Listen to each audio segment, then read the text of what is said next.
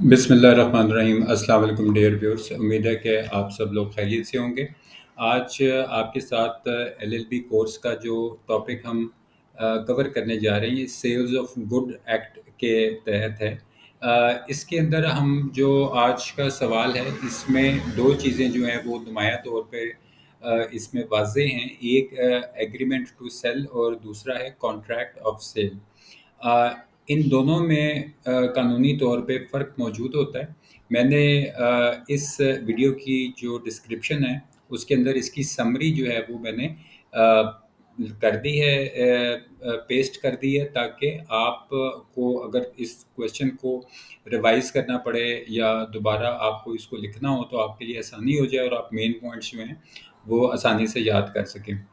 اس question کی length اتنی ہے کہ جتنا ایگزام میں آپ کے پاس ٹائم ہوتا ہے کسی کویشچن کو اٹیمپٹ کرنے کے لیے، تو ہم اس کے کچھ اسینشل فیچرز ہیں اور ان کے بارے میں پڑھنے سے پہلے ہم جو چیز آپ کے ساتھ شیئر کرنے جا رہے ہیں اس میں پہلے اس کا انٹروڈکشن ہے۔ تو ہم ہمیشہ جو وہ اس میں انٹروڈکشن سے سٹارٹ کرتے ہیں۔ کوئی بھی ہمارا جب کویشچن ہوتا ہے لاء سے ریلیٹڈ، تو اس میں جو اس کا انٹروڈکشن اس وقت آپ کو اسکرین پہ دکھائی دے رہا ہے، میں اس کو آپ کو اوور ویو دے دیتا ہوں، ایکسپلین کر دیتا ہوں تاکہ آپ کو سمجھنے میں آسانی رہے۔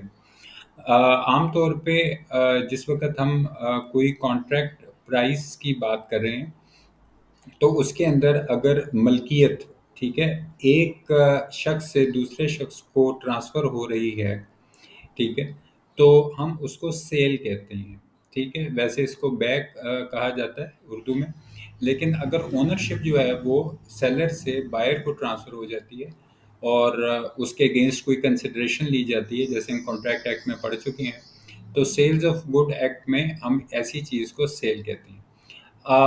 اگر یہاں پر ہم تھوڑی دیر کے لیے یہ سوچ لیں کہ یہاں پہ پرومس ہے کہ ملکیت جو ہے وہ منتقل کر دی جائے گی مستقبل کے آنے والے کسی وقت میں، جو بھی قیمت طے ہوئی ہے، تو اس صورت میں ہم اس کو ایگریمنٹ ٹو سیل کہیں گے۔ تو یہاں سے میں سمجھتا ہوں کہ آپ کو یہ چیز کلیئر ہو گئی ہوگی کہ اس وقت ہم جو بات کر رہے ہیں، اونرشپ اگر ٹرانسفر ہو جائے تو اس کو سیل کہا جائے گا، اور اگر اونرشپ کو ٹرانسفر کرنے کا، منتقل کرنے کا پرومس کیا جائے اور مستقبل میں کسی وقت میں وہ ٹرانسفر ہونی ہو، تو ہم اس کو ایگریمنٹ ٹو سیل کہتے ہیں۔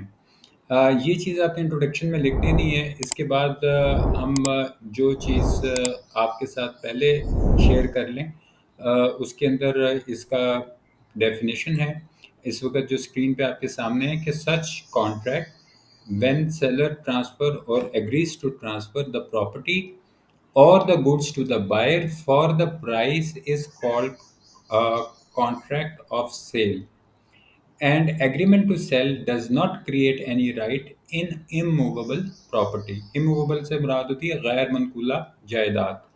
تو اگر یہاں پہ اس کو آپ اس نگاہ سے دیکھیں کہ اگر کوئی اس وقت جو سیلر ہے وہ ٹرانسفر کر رہا ہے اور اس پہ ایگری کر رہا ہے کہ یہ جو کوئی گڈس وغیرہ یا کوئی ایسی چیز جو ہے ان کو ٹرانسفر کر دیا جائے گا، ٹھیک ہے، تو ہم اس کو کانٹریکٹ آف سیل کہیں گے۔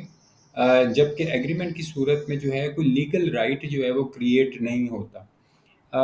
کانٹریکٹ کے اندر جیسا آپ نے پہلے بھی جو ہم نے ویڈیوز جو آپ کے ساتھ شیئر کی ہیں، کہ اس میں جو پارٹیز ہیں وہ سیلر ہوتا ہے۔ سیلر سے مراد کہ پہلی ایک پارٹی سیلر ہے اور وہ اپنی پراپرٹی کو سیل کر رہی ہے فار اے پرائز، یعنی کوئی کنسیڈریشن ہے جس کے اگینسٹ اس نے سیل کرنا ہے۔ بائر وہ اس پراپرٹی کو خرید رہا ہوتا ہے اگینسٹ اے پرائز، تو کوئی کنسیڈریشن پے کر رہا ہوتا ہے بائر۔ تو یہ دو پارٹیز جو ہیں وہ آپ کے سامنے اس وقت کلیئر ہو گئی۔ اب ہم چلتے ہیں کہ اس کا کانٹریکٹ جو ہے اس کی ٹائپس کیا ہوتی ہیں۔ تو پہلے جو اس وقت آپ کے سامنے ہیڈنگ آ رہی ہے اسٹیمپ کانٹریکٹ، یہ ایک لیگلی انفورسیبل ڈاکومنٹ ہے، اور یہ اس وقت ہی صرف جو ہے ہم اس میں اسٹیمپ کی بات کرتے ہیں کہ جب وہ کوئی لیگل اتھارٹی جو ہے وہ اس کو اسٹیمپ کرے۔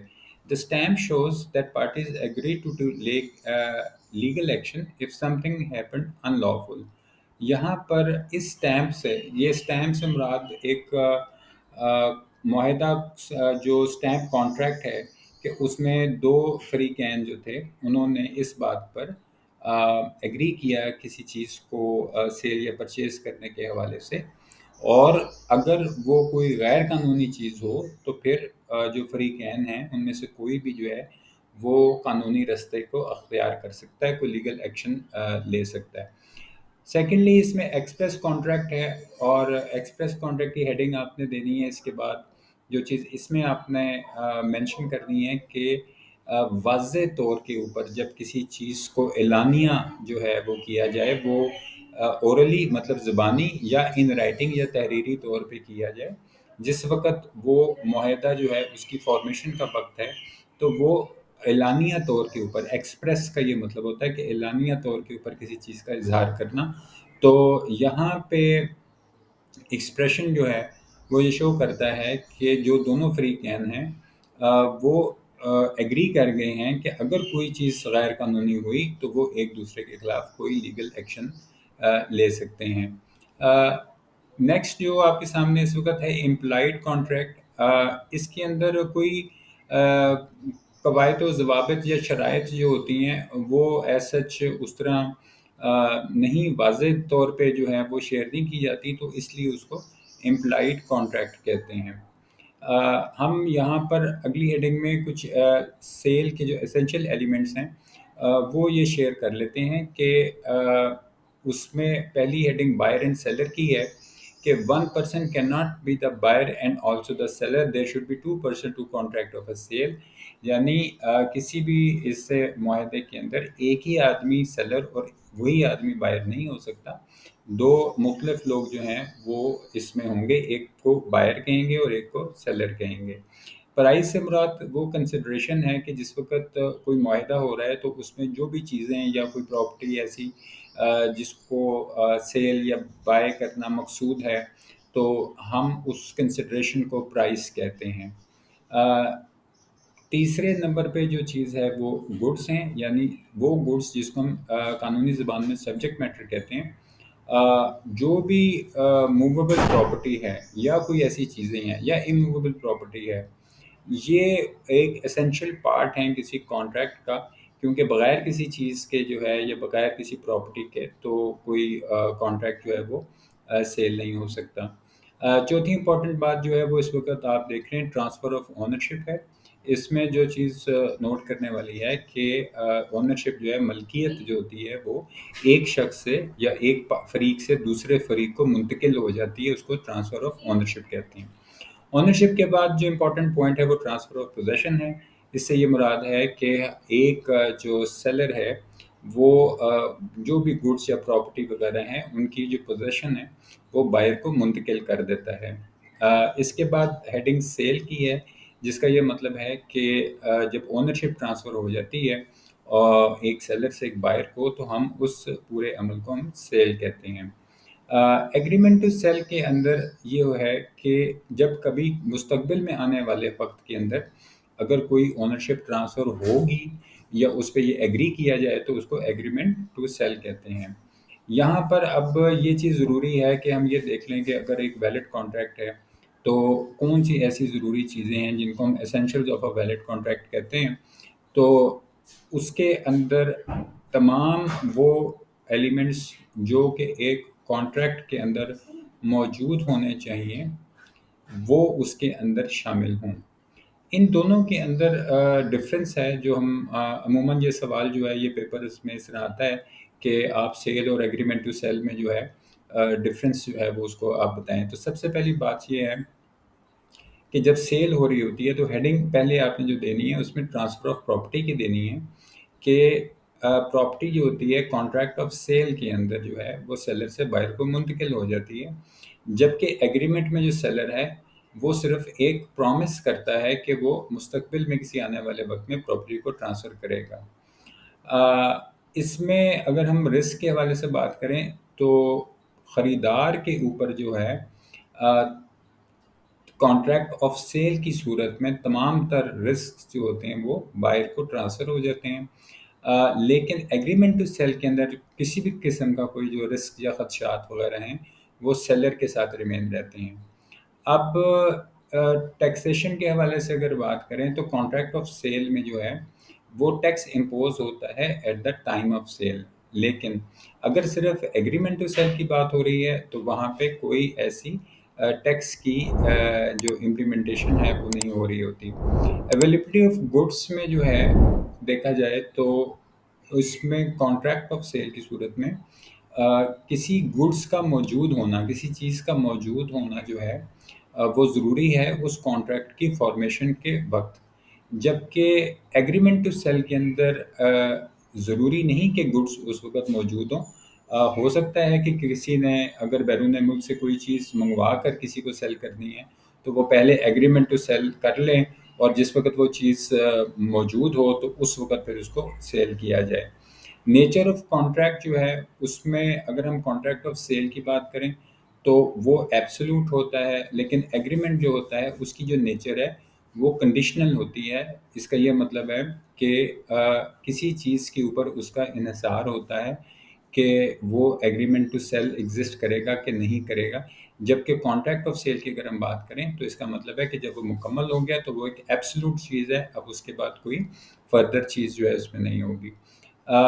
رائٹ آف ری سیل جو ہے اس میں اگر تو کانٹریکٹ آف سیل ہو تو سیلر جو ہے وہ کسی اور کو اپنی گڈس نہیں بیچ سکتا، لیکن ایگریمنٹ ٹو سیل کے اندر جو ہے اس میں یہ چیز سیلر کے پاس موجود ہوتی ہے کہ وہ اپنی گڈس کو کسی اور کو سیل کر لے۔ ڈیمیجز اور لاسٹ جو ہے اس میں ہیڈنگ کے اندر جو چیز آپ نے مینشن کرنی ہے کہ اگر ہینڈ اوور ہونے کے بعد ایک چیز کی پراپرٹی پوزیشن، اس کی ملکیت ایک دفعہ جب ٹرانسفر ہو جائے اور اس کے بعد اگر گڈس ڈسٹرائے ہو جائیں تو اس کی ذمہ داری جو ہے وہ باہر کے اوپر ہوگی، لیکن ایگریمنٹ ٹو سیل کے اندر جو ہے سیلر کی رسپانسبلٹی ہوتی ہے۔ 8ویں نمبر پہ جو چیز ہے اس میں بینک کرپسی آف بائر ہے۔ اس میں بائر جو ہے وہ اگر بینک کرپٹ ہو جائے، دیوالیہ ہو جائے، تو پھر جو بیچنے والا ہے اس کے پاس یہ حق محفوظ رہتا ہے کہ وہ جو گڈس ہیں ان کو روک لے، ان کی سٹاپیج کر لے۔ ایگریمنٹ جو سیل ہے اس میں سیلر ریفیوز کر سکتا ہے کہ وہ چیزوں کو ڈیلیور کرے گا۔ دوسری صورت میں اگر بیچنے والا اگر بینک کرپٹ ہو جاتا ہے یعنی دیوالیہ ہو جاتا ہے تو پھر خریدنے والے کا یہ حق ہے کہ وہ اپنی چیزیں جو ہیں وہ سیلر سے وصول کر لے، جبکہ ایگریمنٹ ٹو سیل میں صرف جو ہے وہ کلیم کر سکتا ہے۔ فائنلی آپ نے اس کے کنکلوژن کے اندر جو چیزیں مینشن کرنی ہیں وہ آپ نے یہی چیز ہائی لائٹ کرنی ہے کہ کانٹریکٹ آف سیل میں اور ایگریمنٹ آف سیل کے اندر فرق موجود ہوتا ہے، یہ دو مختلف چیزیں ہیں۔ ایک میں ٹرانسفر جو ہے وہ اونرشپ کی ہو رہی ہوتی ہے، جبکہ دوسرے میں اونرشپ ٹرانسفر نہیں ہو رہی ہوتی۔ آپ نے زیادہ چیزیں جو اس میں شیئر کرنی ہیں وہ مینلی اس کا ڈفرینس تھا جو میں نے اس ویڈیو میں آپ کے ساتھ شیئر کیا ہے۔ امید کرتا ہوں کہ آج کے اس ویڈیو سے آپ نے کچھ نیا سیکھا ہوگا۔ اس ویڈیو کے بارے میں اپنے رائے کا اظہار کمنٹ باکس میں ضرور کیجیے گا۔ آپ کا کوئی کویشچن ہو تو آپ کمنٹ باکس میں پوچھ سکتے ہیں۔ آج کی ویڈیو کے لیے اتنا ہی۔ اپنا اپنے گرد و دماغ اور اپنے اس چینل کا بہت خیال رکھیے گا۔ Thank you very much. اللہ حافظ۔